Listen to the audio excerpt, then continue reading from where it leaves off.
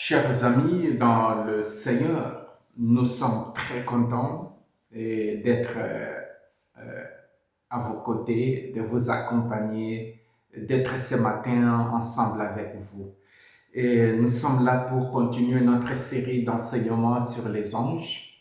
Et je pense et j'espère que vous vous portez bien partout où vous êtes. Nous tenons à remercier tous ceux et celles qui nous ont envoyé leurs commentaires. Il y a, il y a une sœur qui nous pose des questions sur le le rêve sur le sexe. Et là, nous allons envoyer la sœur vers notre chaîne. Donc, vous voyez, il y a une vidéo qui a été faite à ces propos. Et je pense, si vous la suivez attentivement, donc vous aurez déjà des réponses à vos questions que vous nous posez sur le commentaire. Donc, comme nous avons déjà développé ces thèmes-là, nous pensons que votre réponse se trouve dans la vidéo et vous allez aimer. Si vous trouvez la vidéo et que vous avez encore des doutes, veuillez nous envoyer vos commentaires. Comme ça, nous allons soit vous répondre directement, soit organiser un autre enseignement comme nous l'avons toujours fait dans notre chaîne. Aujourd'hui, nous allons parler des anges mauvais. Donc, nous allons aujourd'hui parler des anges mauvais. Nous allons parler des anges et maintenant, nous allons aussi parler des autres anges, les anciens anges, mais qui sont devenus des démons. Nous allons donc parler des anges déchus. Ces anges-là, on les appelle démons. Un démon, c'est un ange. Un démon, c'est une créature de Dieu, c'est une créature spirituelle de Dieu. Ils sont comme des anges, les démons. Ils sont comme des anges, ils ont les mêmes attitudes que les anges. Ce sont des purs esprits. Ils se déplacent plus rapidement que la lumière, plus rapidement que la voix, par exemple, que tu écoutes là. Eh ben, les démons comme les anges, ils se déplacent facilement, rapidement. Mais attention, les démons, ils sont situés. Les démons sont situés. Comme nous l'avons dit à propos des anges, les anges ils ne sont pas omniprésents. Ils ne sont pas omniprésents parce que seul l'omniprésent, c'est Dieu. Seul qui peut être partout au même endroit, c'est Dieu. Les démons ne peuvent pas être partout au même endroit. Alors, je me rappelle un jour quand j'accompagnais un frère qui avait des problèmes parce qu'il est allé consulter un marabout et puis il avait des cauchemars, il ne pouvait pas dormir. Alors je l'accompagnais, je faisais des prières de délivrance sur lui et il avait peur. Il disait, mais père, non, écoutez, il est là, il m'écoute. Je lui ai dit non. N'aie pas peur, il ne t'écoute pas. Nous sommes ici, nous sommes dans l'église, et dans l'église, l'Eucharistie est là, Jésus est là. N'aie pas peur. Les démons ne peuvent pas entrer ici à l'église parce que l'Eucharistie est là. Alors, lui me disait, non, mais j'ai dit, non, les anges, comme les démons, ne sont pas omniprésents. Ils occupent des espaces. Voilà pourquoi il y a un démon dans la prière de délivrance ou dans la prière de l'exorcisme. On s'adresse aux démons de l'air, aux démons des forêts, aux démons des eaux, et puis aux démons des carrefours. Donc, surtout en Afrique. En Afrique, il y a des démons qui se réunissent, n'est-ce pas, sous des arbres. Il y a des arbres qui deviennent des sièges où réside le démon. Et il y a même des carrefours, il y a des sacrifices, il y a des altars. hein, c'est-à-dire des hôtels qui sont érigés justement pour les invocations de ces démons-là. Donc, je pense que nous allons encore organiser des enseignements autour de cela pour que les enfants de Dieu, nous puissions connaître bien les astuces de notre ennemi. Alors, les démons, j'allais dire, s'il vous plaît, n'ayez pas peur, les démons n'est pas omniprésent, il n'est pas partout. Les démons est situé, le diable est situé. Seul qui peut être partout, c'est Dieu. Seul Dieu est partout parce qu'il n'est pas limité par le temps, par l'espace. Il n'est pas limité par le présent, par le passé. Dieu est présent, il est tout entier présent dans tout ce qu'il a créé. Donc Dieu est présent. Jésus, il est venu sur la terre. En même temps, Jésus est au ciel. Pourquoi? Parce qu'il est Dieu. Une des caractéristiques de Dieu, c'est que Dieu est omniprésent. Alors, le diable n'est pas omniprésent, d'autant plus que le diable, c'est une créature de Dieu. Voilà pourquoi il y a des diables des eaux, des diables les démons qui opèrent dans les eaux. Il y a les démons qui opèrent dans des forêts. Il y a des démons qui opèrent dans des endroits, par exemple, envoûtés, des endroits qui possède, hein, des endroits qu'il possède. Donc, le diable occupe, il est situé, n'est-ce pas, à un endroit. Alors, n'ayez pas peur. Alors, de la même manière que le diable est situé, il ne connaît pas tout. De la même manière que le diable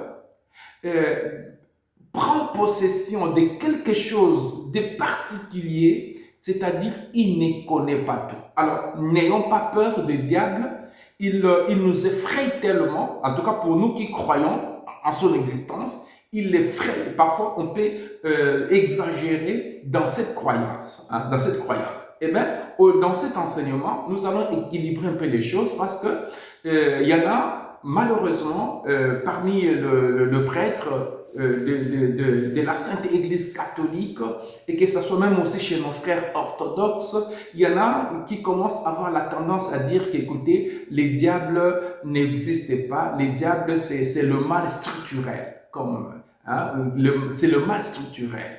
Et nous pensons que dire comme ça, soutenir des choses comme ça, c'est aller vraiment contre l'enseignement de la tradition chrétienne et puis l'enseignement contre la tradition biblique et puis la tradition magistérielle comme telle dans l'Église catholique. Et alors, nous allons le prouver, nous allons le montrer, nous allons ensemble l'éditer pour que les enfants de Dieu que nous sommes, nous soyons équipés. Voilà.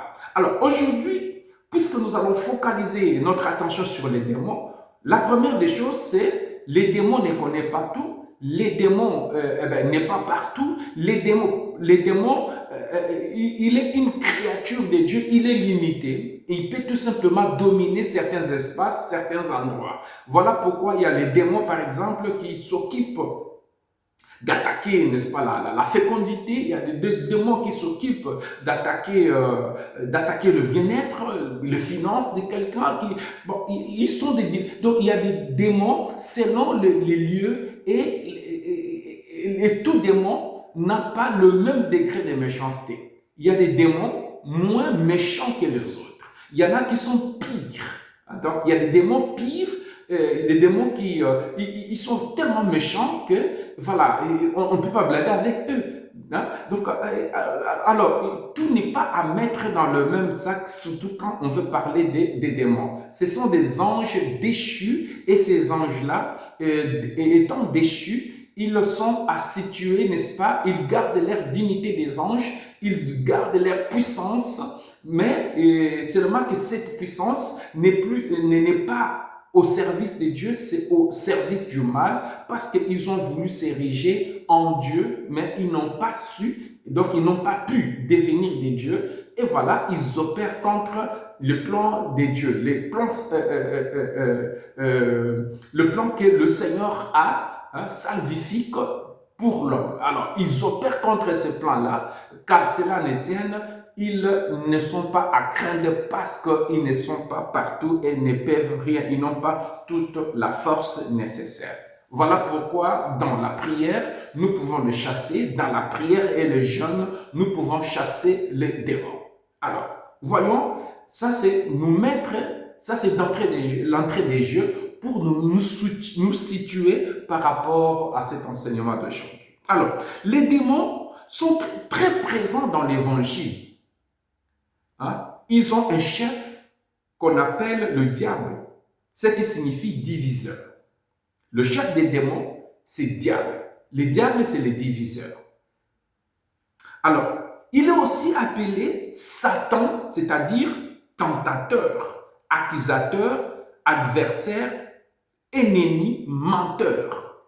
Il peut aussi être appelé prince des ténèbres. Là, nous avons des vocabulaires qui se trouvent dans les évangiles, hein, qui nous parle d'un chef des démons. Il y a un chef suprême des démons qui est appelé diable et autres termes tels que à peine invoqués. Alors, il apparaît parfois sous forme de serpent et de dragon. Dans la Bible, dans le Nouveau Testament notamment, le diable apparaît sous forme, n'est-ce pas, du serpent, de serpent. Il apparaît aussi sous forme de dragon. Mais attention, ce n'est pas le serpent que nous connaissons, c'est le serpent, c'est les symboles des diables dans la Bible. Parfois, il est symbolisé par le serpent, il est aussi symbolisé par le dragon. Donc la Bible l'appelle par moment serpent, par moment elle l'appelle aussi dragon. Attention à ne pas confondre avec le serpent que nous avons et les dragons qui sont des animaux créés par Dieu. Alors, lorsque Jésus accuse les pharisiens de faire les œuvres du diable, il précise, le diable a été métrié dès le commencement et il n'est pas demeuré dans la vérité parce qu'il n'y a pas de vérité en lui. Jésus précise déjà que dès le début, le diable s'est détaché de la vérité et il est devenu menteur. Chers amis, il n'y a pas de bonnes magies ou de mauvaises magies. Il y en a qui disent qu'il y a la magie noire et puis la magie blanche. Alors, vous voyez ici, par exemple, nos frères de l'Europe, il y en a qui croient et disent, mais écoutez, il y a des trucs qu'on doit dominer, il y a des trucs, hein, voilà. Hein, ils appellent ça des trucs. Truco, hein, comme on dit en espagnol, truco. Donc il y a des trucs que des gens détiennent, et ben ils opèrent, et parfois on trouve que ça c'est normal. Non, non, non, non, non, s'il vous plaît. Les diables c'est un menteur. Jésus nous prévient, mon frère, ma soeur, Jésus nous prévient. Et malheureusement, je me rappelle quand j'étais quelque part, je ne vais pas dire où, mais il y a un prêtre qu'on appelle le prêtre mage, et ce prêtre-là opérait des magies. Et quand on disait, mais est-ce que tu parles de l'évangile à cela? Il disait que c'était une manière d'attirer les gens, et après il va parler de l'évangile. Moi je pense que là nous commençons à danser à la manière du monde. Non, mes chers amis, soyons vraiment éclairés par rapport à la sainte doctrine, au saint enseignement que nous avons reçu de la part de notre Seigneur Jésus-Christ. Nous ne pouvons pas être à la fois des dieux et du mammon. On ne peut pas. Non, en tout cas, non. Nous devons être des dieux. Alors, faisons attention. Les diables aujourd'hui est en train de convaincre les mondes qui n'existent pas et tout est ramené à la science, tout est ramené, n'est-ce pas, aux techniques. Non, ce ne sont pas des techniques, il y a des initiations, il y a des incantations qu'elles ont fait, et après on va dire, on a des techniques. Non, non, non, non. Chers amis, nous sommes des dieux et Jésus dit, les diables a été méprié dès le commencement et il continue à l'être. Donc, il ne faut pas, n'est-ce pas, faire des pactes avec le diable. Non, il ne faut pas faire signer des pactes avec le diable. Donc, lorsqu'il profère les mensonges, les diables, il parle de son propre fond, car il est menteur et père de mensonges. Jean chapitre 8, verset 44. Donc, quand les diables mentent, il nous dit que la vérité, c'est-à-dire sa vérité qui vient du fond de son cœur, n'est-ce pas? Donc, dans le diable, il n'y a pas de vérité. Quand vous allez chez le diable, ah non, voilà, parce que j'ai perdu l'argent, je voudrais qu'on puisse m'aider, ah non, c'est dans le bien, ah non, nous venons de perdre quelqu'un dans notre famille, nous allons consulter, hein, les marabouts. Chers amis, il n'y a pas d'amitié entre nous et le monde noir. Il n'y a pas d'amitié entre l'enfant de Dieu et ce monde-là des démons. Il est strictement interdit à un enfant de Dieu d'aller consulter. Chers amis, n'allez jamais consulter. Même si vous venez de perdre quelqu'un de très cher, soyez là où vous êtes. Parce que entre nous, enfants de Dieu et les diables, nous n'avons pas d'amitié, nous n'avons pas de relation.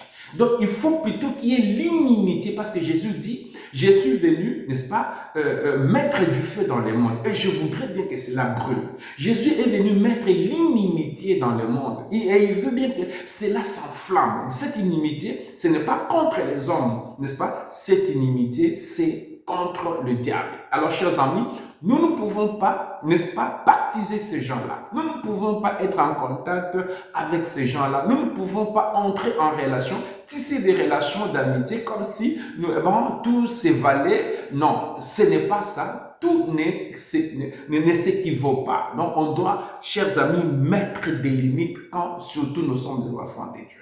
Alors, ce genre d'enseignement, ce genre de catéchèse, c'est justement nous appeler qu'en tant qu'enfants de Dieu, on doit savoir que nous ne pouvons pas baptiser, avoir des relations, des relations d'amitié avec les diables. Non, non, parce que on m'a forcé, quelqu'un dans la famille est mort et puis tout le monde est allé consulter. Moi, enfant de Dieu, j'ai mis aussi mes pieds sur l'endroit de ces féticheurs. Chers amis, non et non. Donc, N-O-N. On n'y va jamais. En tant qu'enfant de Dieu, nous ne pouvons jamais piétiner les sols où dominent les diables. Sachant que les diables, ils dominent des endroits, ils dominent des lieux. Et quand tu es dans un lieu où ils dominent, il peut te faire du mal. Vous comprenez? Alors, le diable, tout au long, n'est-ce pas, de la vie publique de Jésus nous montre l'évangile, guérissez les malades et expulsez les démons impurs.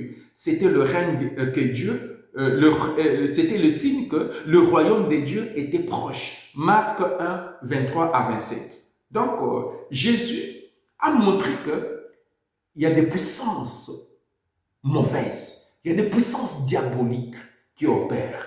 Voilà pourquoi, en annonçant la parole de Dieu, Jésus, en annonçant le règne de Dieu, Jésus enseignait, Jésus guérissait et il chassait aussi des démons.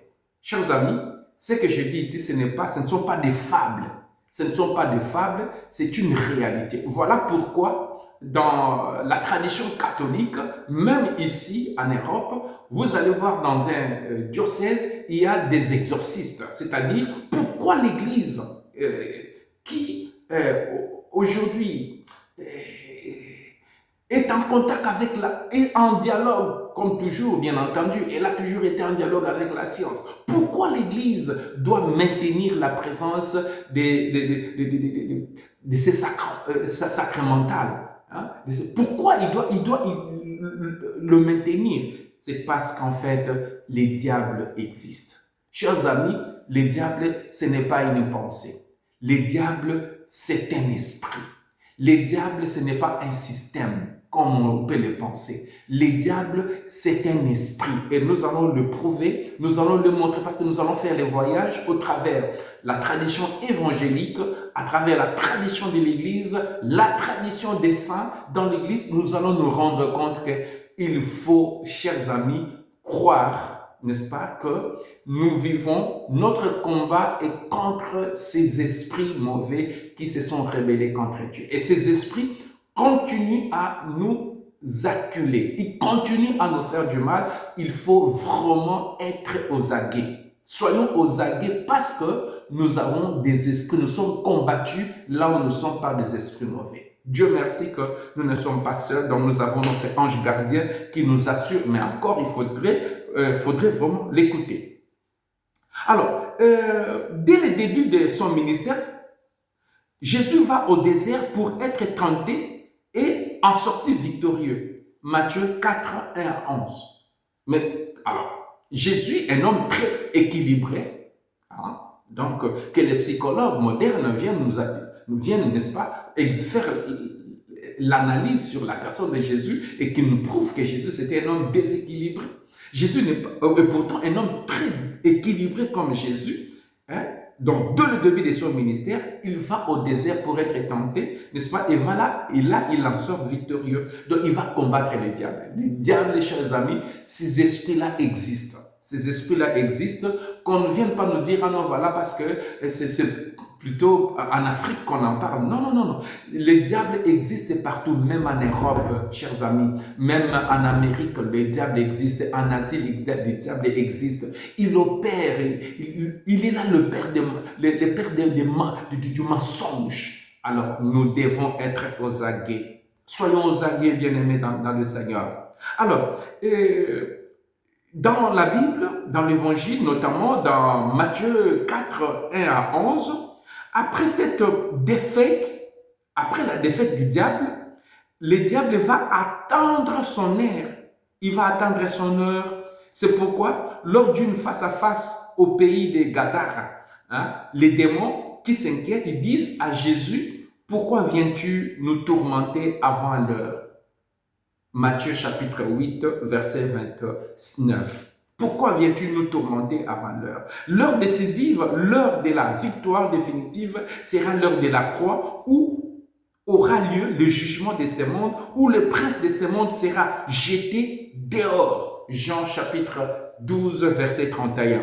Où son pouvoir sera anéanti. Colossiens chapitre 2, verset 15. Donc voilà, chers frères et sœurs, cette présence de diables, de démons, qui est mise en évidence déjà dans le Nouveau Testament. Hein, dans le Nouveau Testament. Donc, alors, prêchons cela, les diables existent. Les diables existent et ils opèrent. Faisons attention, aujourd'hui, nous sommes devenus des aveugles. Aujourd'hui, l'homme, en développant la science, il pense qu'il domine tout. Nous ne dominons pas tout. Chers amis, nous avons des forces, s'il vous plaît, nous avons des forces mauvaises, des esprits mauvais qui sont là, ils sont aux aguets, ils sont là en train de nous rôder, cherchant qui de nous dévorer. Alors, maintenant, nous allons faire une petite balade dans l'Ancien Testament. Les démons dans l'Ancien Testament. Nous avons parlé des démons dans le Nouveau Testament. On en fera quand même une balade dans l'Ancien Testament. Donc, pour finir l'enseignement d'aujourd'hui. Alors, dès les origines, la Bible met en scène celui qui va devenir le prince de ce monde. En apparaissant sous la forme d'un serpent, hein, c'est en effet le diable. Hein, par sa tromperie qui a fait chuter Adam et Ève, avec toutes les conséquences jusqu'à nous. Genèse chapitre 3, versets 1 à 5. C'est ainsi que la mort est entrée dans le monde. Donc Dieu a créé l'homme pour l'incorruptibilité. Il en a fait une image de sa propre nature. C'est par l'envie du diable que la mort est entrée dans le monde. Sagesse chapitre 2, verset 24. Dieu nous a créés pour que nous soyons incorruptibles, pour que nous soyons nous soyons bien. Selon le plan de Dieu, on ne pouvait pas tomber malade. Selon le plan de Dieu, on ne pouvait pas mourir. Selon le plan de Dieu, on ne pouvait pas souffrir. Ça, c'est le plan de Dieu. Mais voilà, puisque le diable, qui a été précipité, il a été chassé, n'est-ce pas, du lieu de gloire, et il a été précipité sur la terre, il vient empêcher les hommes pour ne pas accéder à la gloire. Et nous allons voir un peu plus tard pourquoi il s'est rebellé. Parce qu'il y en a envie de le diable s'est rebellé. Pourquoi il s'est rebellé? Donc il y a une raison. Et nous allons fouiller les traditions, hein, que ce soit les traditions bibliques de la Bible comme telles, les traditions de l'Église, magistérielles, nous allons fouiller toutes les traditions possibles à notre disposition pour pouvoir, n'est-ce pas, comprendre pourquoi le diable s'est rebellé contre Dieu. Alors, ce qui confirme Saint Paul dans Romains chapitre 5 verset 12, Saint Paul dit que le diable, n'est-ce pas, c'est par envie que, par mauvaise volonté, par séduction, n'est-ce pas, qu'il a voulu nous faire partager son sort. Donc, vous comprenez, il vient toujours avec des très bonnes paroles. Le diable, quand il vient à nous, c'est avec toujours des très bonnes paroles, mais c'est pour nous séduire.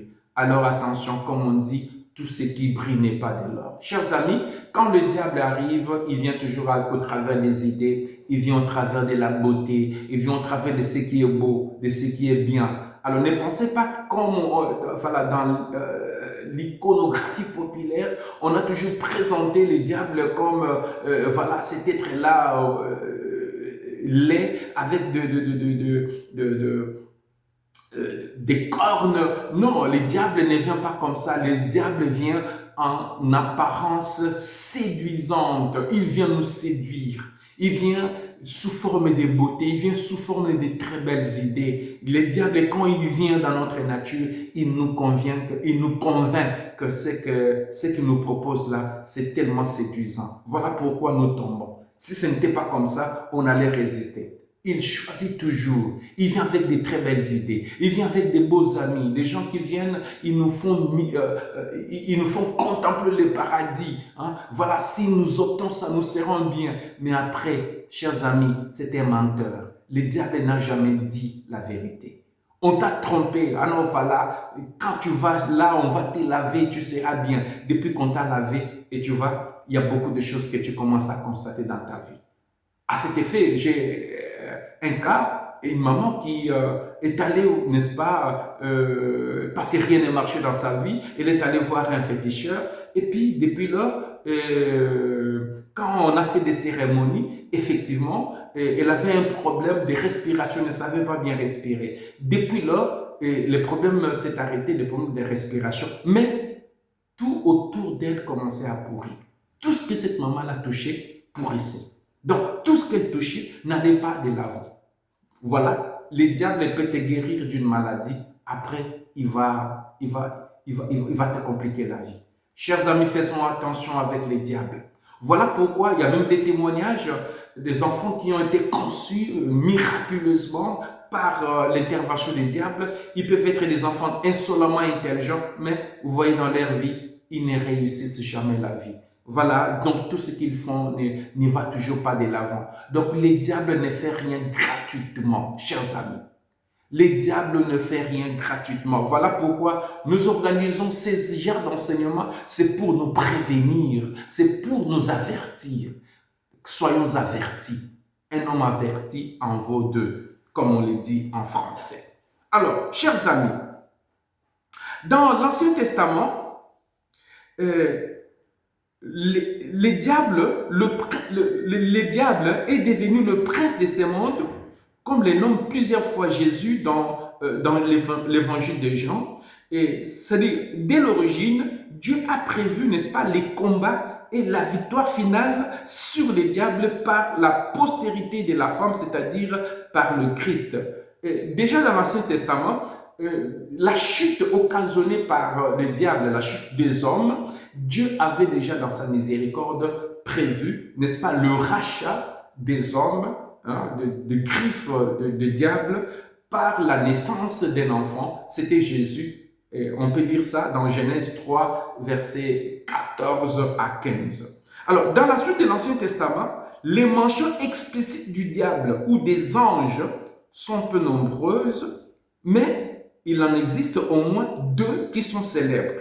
Dans l'une, nous voyons Satan s'attaquer au juste Job avec la permission de Dieu pourvu qu'il épargne sa vie. Donc Job chapitre 1 et chapitre 2.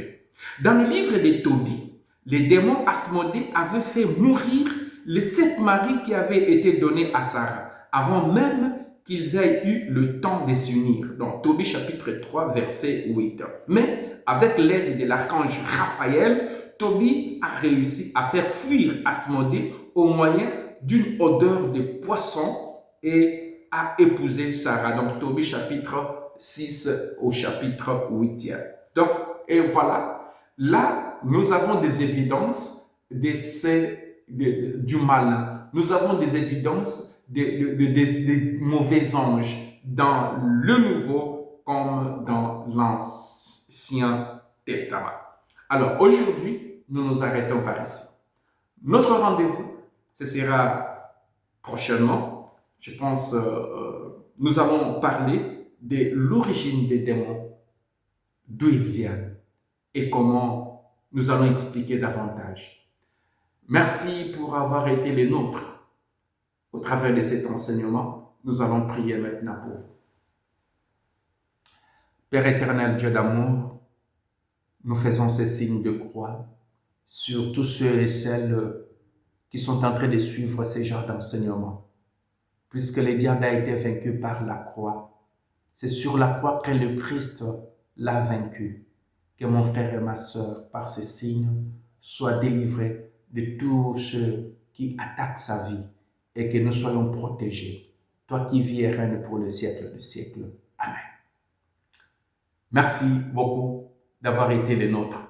Si vous avez aimé, s'il vous plaît, veuillez liker. Ça nous fera du bien.